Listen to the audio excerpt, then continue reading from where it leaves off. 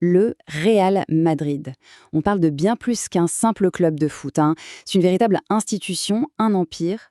Mais alors comment est-ce qu'une équipe partie de presque rien a pu devenir cette royauté du football? C'est ce qu'on va décortiquer ensemble. Oui, c'est vraiment la question. Parce que l'histoire du Real Madrid, c'est une véritable saga, pleine d'ambition, de révolution et de moments qui ont carrément changé la face du football moderne. Allez, plongeons dans les origines pour voir comment tout ça a démarré. Ah, le Santiago Bernabéu. C'est le cœur du réacteur, le symbole ultime de la puissance du club aujourd'hui. Mais pour vraiment saisir comment on en est arrivé là, il faut faire un sacré bond en arrière. On parle de plus d'un siècle quand même. Alors au début, on est très très loin des projecteurs et des millions d'euros qu'on connaît. L'histoire commence de façon super modeste. Et c'est là qu'on va assister à sa première grande transformation, celle qui va lui donner son identité royale. Imaginez un peu. En moins de 25 ans, ce qui n'était qu'un petit club fondé par des étudiants devient une véritable machine de guerre en Espagne. Créé officiellement en 1902, le Madrid FC enchaîne direct 4 Coupes du Roi d'affilée. Mais le moment qui change tout, c'est 1920. Le roi Alphonse XIII lui-même accorde au club le titre de Real. Royal quoi. Et voilà, le Real Madrid était né. Et bien sûr, cette nouvelle identité, il fallait la montrer. Du coup, l'écusson change radicalement.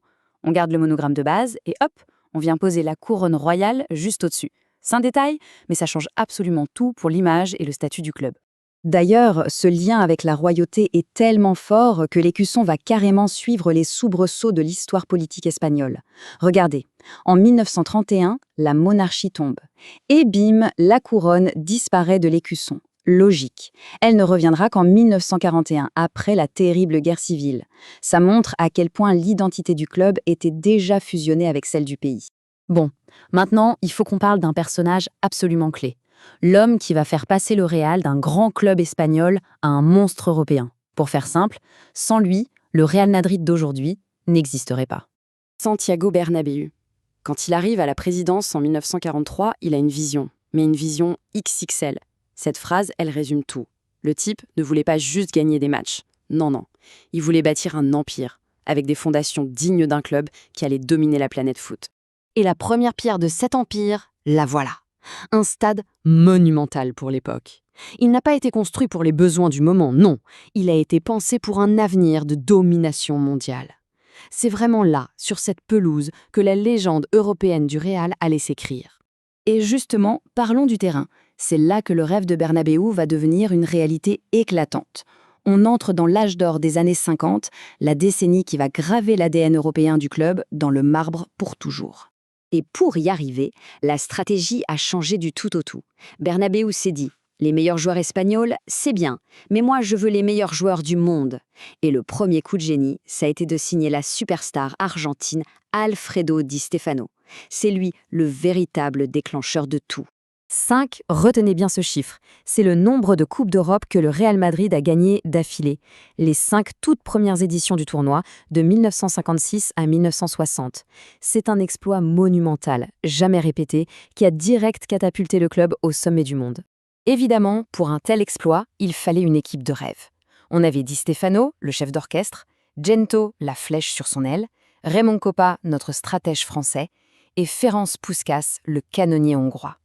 Ces gars-là sont devenus des icônes mondiales. Et c'est eux qui ont fait du Real Madrid la première vraie marque globale du football. Ok, on fait un grand saut dans le temps. L'idée de Bernabéu de réunir les meilleurs joueurs du monde va être reprise et poussée à l'extrême bien plus tard. On entre dans l'ère des Galactiques. L'idée? Créer une équipe de superstars absolues, un spectacle permanent. Alors, c'est quoi cette politique des Galactiques? C'est une philosophie lancée par le président Florentino Pérez au début des années 2000. Le concept est simple, presque une formule. Un été, une superstar mondiale. Le but est double. Tout gagner sur le terrain, bien sûr, mais aussi et surtout exploser sur le marché mondial. Et attention les yeux, on ne parle pas de n'importe quelle signature. Figo, piqué au grand rival le Barça. Zinedine Zidane, qui devient le joueur le plus cher de l'histoire. Ronaldo, le phénomène, double champion du monde. Et David Beckham, l'icône marketing par excellence. Jamais on n'avait vu une telle concentration de stars au même endroit. Le problème, c'est que cette stratégie avait un revers. D'un côté, commercialement, c'était un carton absolu. La marque Real Madrid est devenue gigantesque. Mais de l'autre, sur le terrain, c'était plus compliqué. À force d'empiler les stars offensives, l'équilibre et la défense ont été un peu oubliés. Et ce déséquilibre, eh bien, il a coûté pas mal de trophées. Alors, après cette période un peu folle des Galactiques, le club a dû, encore une fois, se réinventer. L'objectif était clair, retrouver une domination durable en Europe. Et la manière dont ils l'ont fait est tout simplement historique. Et qui de mieux pour ça qu'un ancien galactique? Zinedine Zidane revient, cette fois comme entraîneur.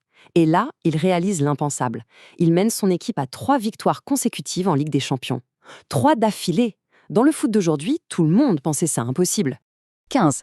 C'est le total actuel. 15 Ligue des Champions. C'est un record absolu qui place le club sur une autre planète, très très loin devant tous les autres grands d'Europe. Pour finir, résumons un peu tout ça avec des chiffres. Et franchement, ça donne le tournis. Ces chiffres confirment un héritage qui est tout simplement unique dans le monde du sport.